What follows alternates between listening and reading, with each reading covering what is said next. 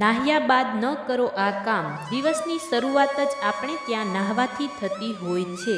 જે વ્યક્તિ સવારમાં સ્નાન ન કરે તો એ માણસ અપવિત્ર કહેવાય છે.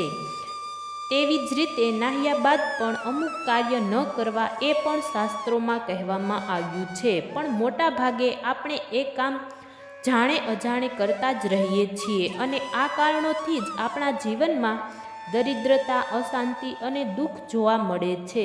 સ્ત્રીને ઘરની લક્ષ્મી માનવામાં આવે છે, પણ તે સ્ત્રી જો આ ભૂલ કરે તો આપણા ઘરમાં સુખ આવતું નથી, કેમ કે ઘરની લક્ષ્મી જો ભૂલ કરે તો બહારની લક્ષ્મી પણ ઘરમાં પ્રવેશતી નથી. તો આ વિડીયોને અંત સુધી જોજો. નાહ્યા બાદ આપણે કોઈ વાર એ ભૂલ કરીએ છીએ કે આપણે ડોલમાં પાણી ભરેલું રાખીને ત્યાં ને ત્યાં છોડી દઈએ છીએ અને બાથરૂમની બહાર નીકળી જતા હોય છીએ. જો તમે ડોલમાં ભરેલું પાણી રાખો તો આયુષ્ય ઘટે તેમ માનવામાં આવે છે અને જો તમે નાહ્યા બાદ ડોલ ઉલટી કરો તો તેનાથી આપણને ધનહાનિ થાય છે તેમ પણ માનવામાં આવે છે.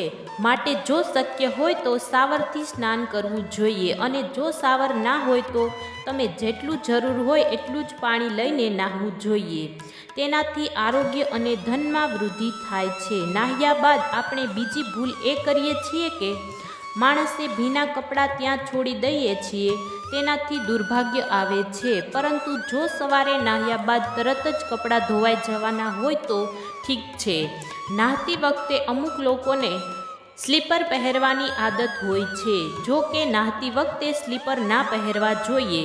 તેનાથી ધનહાનિ થાય છે. ઘણી સ્ત્રીઓ નાહ્યા બાદ તરત જ સિંદૂર લગાવે છે, તો આ એક મોટી ભૂલ છે. સવારે સ્ત્રીનું પેટ ખાલી હોય છે તો તેણે ખાલી પેટે નાહ્યા બાદ તરત જ સિંદૂર ના લગાવવું જોઈએ.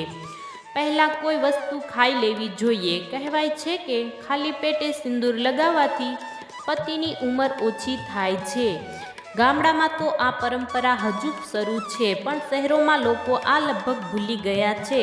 પુરુષો ભીના ટવલ લપેટીને અને સ્ત્રીઓ માથા ઉપર ભીના ટવલ લપેટીને પૂજા કરતા હોય છે. તો આ ભૂલ ક્યારેય પણ ના કરવી.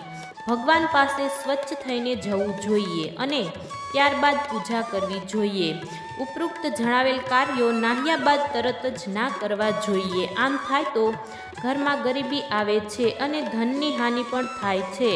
આયુષ્ય પણ ઓછું થાય છે. જો તમને વિડીયો પસંદ આવ્યો હોય તો લાઈક કરો, શેર કરો અને ચેનલને સબસ્ક્રાઈબ કરો. આભાર.